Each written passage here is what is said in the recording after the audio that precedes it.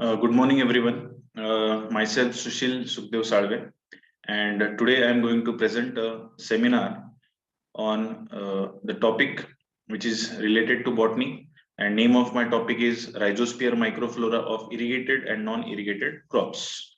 So, before starting this, let us know what actually is rhizosphere.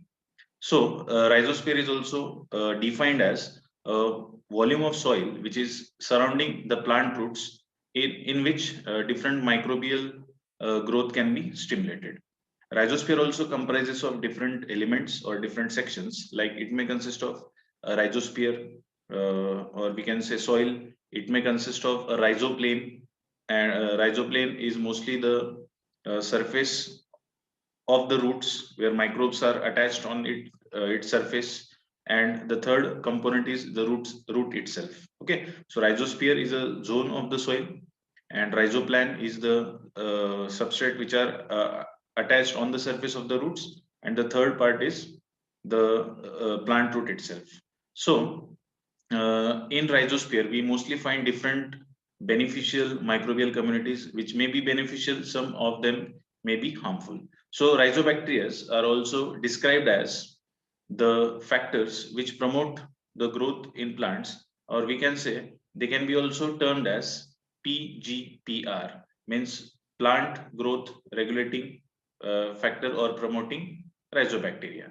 So in my research, or the research which I am going to carry out, a detailed study will be carried out on a area of research, and comparative study will be carried out between the rhizosphere communities of differently grown vegetable crops in irrigated as well as non-irrigated conditions. So my idea of research is to find out the qualitative and quantitative nature of rhizosphere microbes in research areas, and this research will take place in special reference with vegetable crops which are grown under different conditions, like dry and irrigated fields. So once the research has started, and the classification and taxonomy of rhizosphere microflora will be carried out in the different conditions, which will be collected from the different same similar plant in which are grown in different conditions. So the next target is to find out the beneficial and harmful nature of both microbes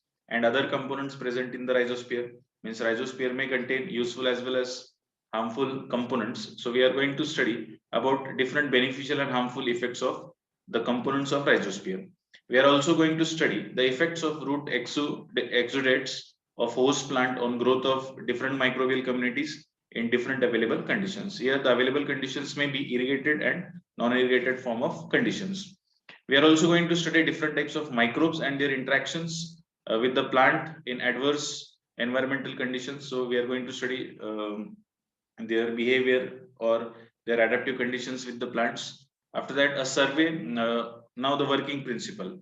So survey will be carried out, and collection of soil samples from the study area will be done. So as mentioned, we are going to collect samples from the plants which are cultivated in different conditions, like irrigated and non-irrigated sections.